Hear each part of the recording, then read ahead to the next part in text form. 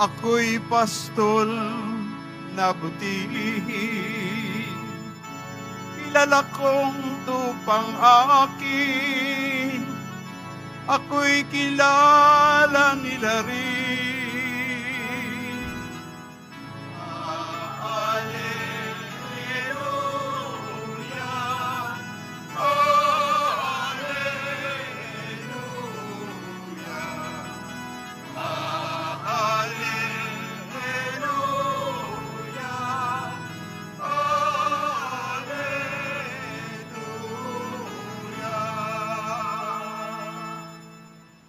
Sumainyo ang Panginoon. At sumayo rin. Ang mabuting balita ng Panginoon ayon kay San Juan. Papuri sa iyo, Panginoon. Noong panahong iyon, sinabi ni Jesus, "Ako ang mabuting pastol. Iniaalay ng mabuting pastol ang kanyang buhay para sa mga tupa.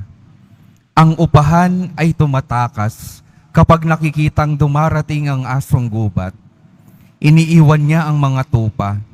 Palibhasa'y hindi siya pastol at hindi kanya ang mga tupa. Kaya't sinisilan ng asong gubat ang mga ito at pinangangalat. Tumatakas siya palibhasa'y upahan lamang at walang malasakit sa mga tupa. Ako ang mabuting pastol. Kung paanong nakikilala ako ng Ama, at siya'y nakikilala ko, gayon din naman nakikilala ko ang aking mga tupa, at ako na may nakikilala nila. At iniaalay ko ang aking buhay para sa mga tupa. Mayroon akong ibang tupa na wala sa kulungang ito. Kinakailangang sila'y alagaan ko rin. Pakikinggan nila ang aking tinig, sa gayoy magiging isa ang kawan, at isa ang pastol. Dahil dito'y minamahal ako ng Ama, sapagkat iniaalay ko ang aking buhay, upang ito'y kunin kong muli. Walang makakukuha nito sa akin, kusa ko itong ibinibigay. Mayroon akong kapangyarihang ibigay ito at kunin uli. Ito ang utos na tinanggap ko sa aking Ama." Ang mabuting balita ng Panginoon. Pinupuri ka namin, Panginoong Hesukristo. Magsiupo muna tayong lahat. Magandang umaga po sa inyo mga minamahal kong mga kapatid na naririto at kasama natin online. Good morning po. Ngayon po ay araw ng linggo. Atin pong salubungan ng palakpak ang ating mahal na poong Jesus Nazareno.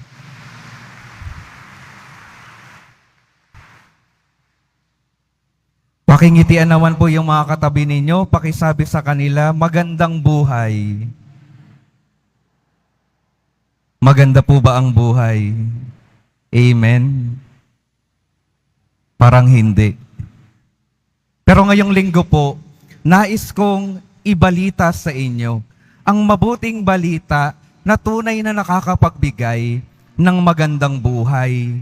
Ngayong linggo po, ika-4 na linggo ng muling pagkabuhay ng ating Panginoon. Tinatawag din natin itong Good Shepherd Sunday. Ang regalo sa atin ng ating Diyos ay ang mabuting pastol na walang iba kundi ang ating mahal na poong Jesus Nazareno. Binibigyan tayo ng mabuting pastol. Pastol na nais tayong alagaan at dalhin patungo sa buhay na walang hanggan. Kaya napakaganda ng regalong ito. May ipinadala ang Diyos Ama, yung ating Panginoong Jesus, para tayong nandito sa lupa, magabayan niya, mabigyan niya ng direksyon, para tayong lahat hindi mawala at marating natin ang ating patutunguhan na buhay na walang hanggan. Nais po ba ninyong marating ang buhay na iyon? Amen? Parang ayaw nyo rin. Naisinawa natin na marating ang buhay na walang hanggan na ninanais ng Diyos para sa ating lahat. At ngayon, nais kong pagnilayan natin, paano ba naging mabuting pastol ang ating Panginoong Jesus Nazareno? Unang-una sa lahat, naging mabuting pastol siya dahil kilala niya tayong lahat. Kilala niya ang pangalan ng bawat isa sa atin at kilala niya ang tinig ng bawat isa sa atin. Hindi ho ba sa mga taong mahal natin, sa mga taong mahalaga sa atin, alam na alam natin yung kanilang boses, yung kanilang tinig, lalo na halimbawa sa mga magulang na naririto. Kapag nawawala ang inyong mga anak, na mga bata pa, at kapag hahanapin nyo na, isa sa mga papakinggan nyo talaga ay yung kanilang boses. Kapag ako po'y nawawala ng bata po ako, ang isinisigaw ko lamang talaga, Mama, Mama. At kapag narinig na ng nanay ko ang aking boses, alam niya na kung saan ako pupuntahan at alam niya na ako iyon dahil narinig niya ang aking boses. Kilala ng mabuting pastol ang boses ng kanyang mga tupa, lalo na kapag tayo ay nawawala na. Kaya anong kailangan nating gawin? Meron tayong mabuting pastol na naghahanap sa atin kapag nawawala tayo. Ang kailangan nating gawin kapag tayo ay nawawala, sumigaw sa Diyos, tumawag sa Diyos, manalangin sa Diyos, magtaas ng ating mga boses sa Diyos upang tayo ay matagpuan ng ating mabuting pastol at tayo ay maibalik niya sa kanyang kawan. Mga minamahal kong mga kapatid, ano pong kakumpetensya ng boses ng mabuting pastol sa mundo natin sa ngayon? Maraming mga boses sa mundong ito na tinatawag tayo papalayo sa kawan ng Diyos. Nawa sa mga pagkakataon na ganoon, tunay nating marinig, tunay nating hanapin at pakinggan yung boses ng Diyos na tanging makakapagdala sa atin sa kaligtasan, tanging makakapagbigay sa atin ng kapunuan sa ating mga buhay. Ito po ang tatandaan natin. Hindi tayo mapupunan ng iba't ibang boses sa mundong ito. Tanging ang Diyos lamang ang makakapagpuno at makakapagbigay ng direksyon sa ating mga buhay. Kaya ano po ang unang paanyaya? Patuloy na magbigay ng panahon para mapakinggan ang boses ng ating Panginoon. At saan natin napapakinggan ang boses ng Panginoon? Dito sa misa, sa Eucharistia. Patuloy siyang nakakapagkaroon ng pagkakataon na mangusap sa bawat isa sa atin para tayong mga anak niya, tayong mga alagad ng Diyos, hindi mawala sa kanyang kawan, hindi mawala sa kanyang pamilya. Ang ating mabuting pastol, alam ang boses natin. Nawa tayong mga tupa niya, alam din ang boses ng ating Panginoon. Patuloy na makinig sa Kanya upang hindi tayo mawala sa buhay na ito. Ano pa pong mahalagang ginagawa ng mabuting pastol, kaya siya tinatawag na mabuting pastol? Napakinggan po natin sa Ebanghelyo. Ang mabuting pastol ay nag-aalay ng kanyang buhay para sa kanyang mga tupa. Iniaalay niya yung kanyang sarili para lamang mapangalagaan at mapabuti yung buhay ng bawat isang nasa kanyang kawan. At ganun po yung Panginoon sa atin. Kung titingnan po natin yung kanyang buhay, lahat-lahat ay kanyang ibinigay. Inialay niya ito para tayong mga minamahal niya magkaroon ng mabuting buhay sa ngayon pa lamang hanggang sa buhay na walang hanggan. Ano pong magandang halimbawa nito ng pag-aalay ng buhay ng ating Panginoon?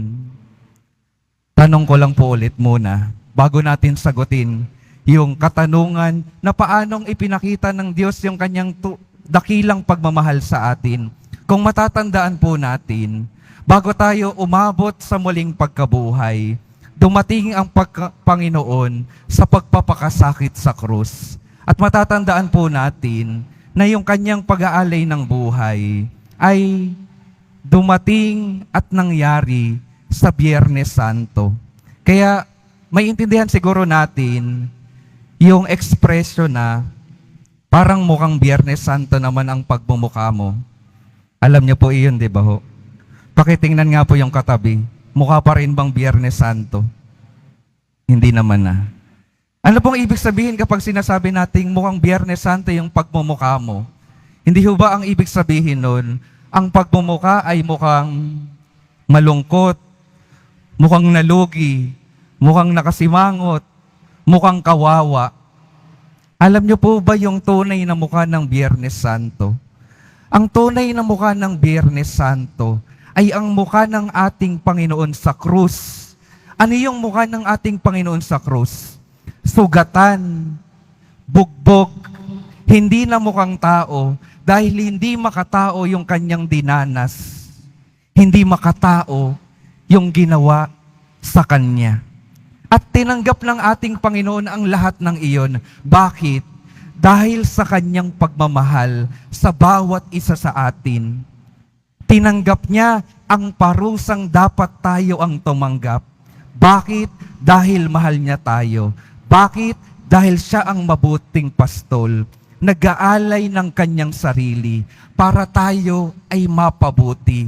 Tayo ay manatiling maging magagandang mga anak ng Diyos.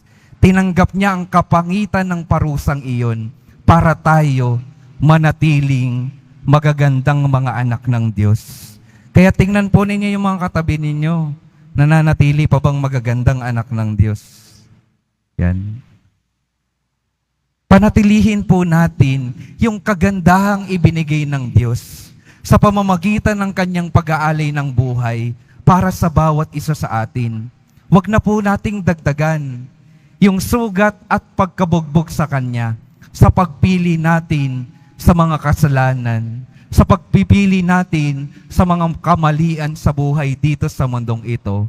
Mga minamahal kong mga kapatid, patuloy po ang Diyos sa Kanyang pagbibigay ng sarili para mapabuti ang buhay ng bawat isa sa atin. Nawa mga minamahal kong mga kapatid, mapangalagaan natin sa ating mga buhay itong kagandahang ibinibigay ng pag-aalay ng Diyos ng kanyang buhay sa bawat isa sa atin. Kaya mga minamahal kong mga kapatid, ang muli pong paalala sa atin, ngayong linggo ng mabuting pastol, mayroon tayong Diyos na kilala tayo. Alam ang ating tinig. Hinahanap tayo kapag tayo ay nawawala dahil tayo ay mahalaga sa Kanya.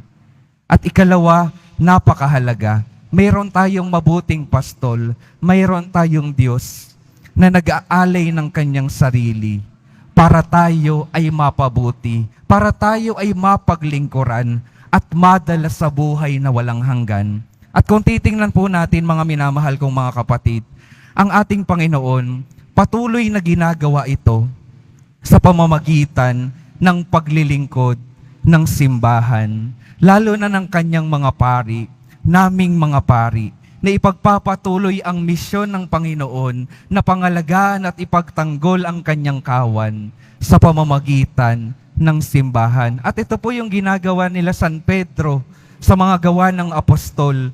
Ipinagpapatuloy nila yung misyon ng ating Panginoon na tawagin ang lahat, tipunin ang lahat, dalhin ang lahat patungo sa buhay na walang hanggan. Kaya mga minamahal kong mga kapatid, bukod sa linggo ito ng mabuting pastol, itong linggo rin po ay pandaigdigang araw ng pananalangin para sa bokasyon. World Day of Prayer for Vocation. Nawa, samahan niyo ang buong simbahan. Magsama-sama tayong manalangin na patuloy na magpadala ang Diyos ng mga maglilingkod sa Kanyang mahal na simbahan para maipagpatuloy ang Kanyang misyon na tipunin ang lahat. At gusto ko lang din pong maikwento yung kwento ng isa sa mga dahilan kung bakit ko po tinahak ang buhay na ito. Ako po ay lumaki sa Maynila at kapag bakasyon po, kami ay umuuwi ng probinsya sa Mindoro po. Sa Mindoro po, sa aming kapilya doon, kapag linggo, hindi palaging napupuntahan ng pari. Kaya sinong namumuno sa pagdiriwang ng Bible service at communion service, ang nagmumuno sa pagdiriwang ay isang lay minister. At yung lolo ko na lay minister ang palaging namumuno sa kapilyang iyon. Nung bata ako, nung ganoon yung nakikita ko, para bang tinutulak yung aking puso na nawa makapagpadala ng pari dito, madagdagan yung pari, para mabisita ng pari yung mga taong ito, kami na naghahanap, naghihintay ng magdiriwang ng banal na Eucharistia. Kaya habang lumalaki ako, habang ako ay nagkakaedad, na nakikita kong ganoon yung sitwasyon ng aming lugar sa Mindoro, ako ay nagkaroon ng inspirasyon na nawa isang araw, ako ay makapagbigay ng aking buhay para makapagdiwang ng Eucharistia sa mga taong minamahal ng Panginoon, na nawa ako rin maging instrumento ng Diyos para maitipon, matawag ang mga tao patungo sa kanyang pamilya at patungo sa buhay na walang hanggan. Naging inspirasyon ko po ang kakulangan upang gamitin ako ng Panginoon upang magpunan sa mga kakulangan ng ating mga pastol. At nawa, yung mga nag-iisip po dito na nais nilang maialay yung kanilang buhay sa paglilingkod sa Diyos sa pamamagitan ng pagpapari, nawa patuloy nating pakinggan ang Diyos dahil napakarami ng tao ang naghahanap pa ng magdiriwang ng Eucharistia, magpapatawad ng mga kasalanan sa pamamagitan ng sakramento ng kumpisal. Nawa, huwag tayong matakot na sundan at tugunan ang tawag ng ating Panginoon upang tayo rin ay magamit ng Diyos upang makapagdala ng mga tao patungo sa buhay na walang hanggan. At huli po, isa sa pinakamahalagang naging inspirasyon ko po sa aking buhay pagpapari ay yung pangalan ko rin po. Ang pangalan ko po ay Jesus. Ewan ko po kung nagsisi yung mga magulang ko na ipinangalan sa akin ay Jesus.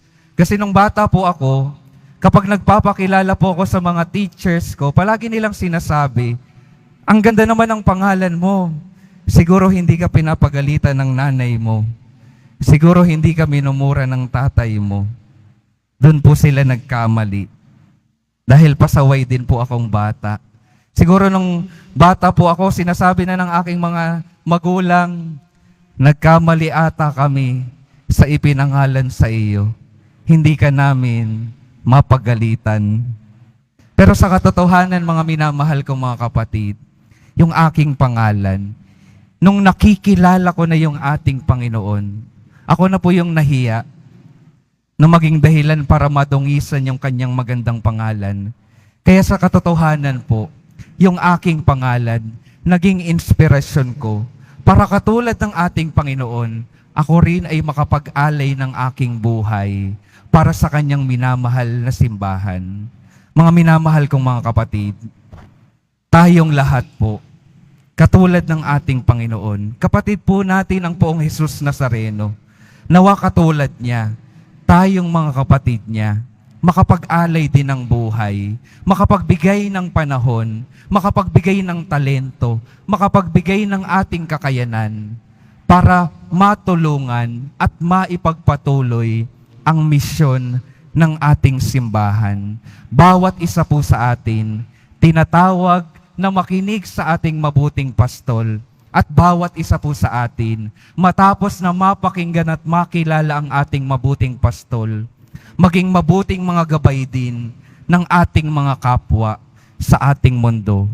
Kaya mga minamahal kong mga kapatid, ang patuloy po nating ipinalangin sa misang ito, lalo na sa araw na ito, Panginoong Jesus Nazareno, patuloy kang mangusap sa amin, patuloy mo kaming tawagin patungo sa iyo, at patuloy ka nawang magpadala ng mga pastol, sa aming simbahan na katulad mo, nagmamahal, nagpapatawad, at naglilingkod ng buong buhay. Amen.